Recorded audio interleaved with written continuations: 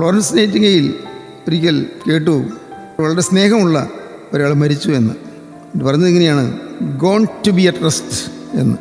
സ്നേഹമുള്ള ആൾ gone to be at rest, വിശ്രമിക്കാൻ പോയി എന്ന് പറഞ്ഞു. ഉടനെ ഫ്ലോറൻസ് നൈറ്റിംഗേൽ പറഞ്ഞു, oh no, I am sure the next life is of immense activity.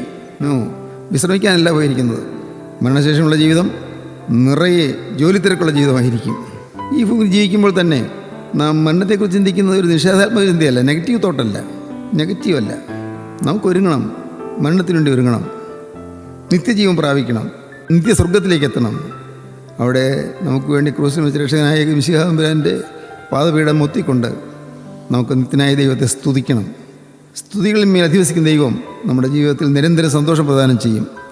ആ പരിഭാവനമായ സ്തുതി ഈ ഭൂമിയിൽ ജീവിക്കുമ്പോൾ തന്നെ നമുക്ക് ലഭിക്കണം. ആ സ്തുതിയുടെ അനുഭവത്തിൽ നമുക്ക് വളരണം, ആ സ്തുതിയുടെ അനുഭവത്തിൽ നമുക്ക് മരിക്കണം.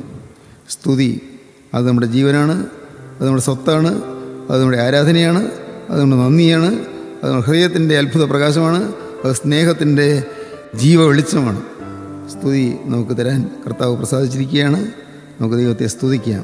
ദൈവം നാം മഹത്വപ്പെടട്ടെ.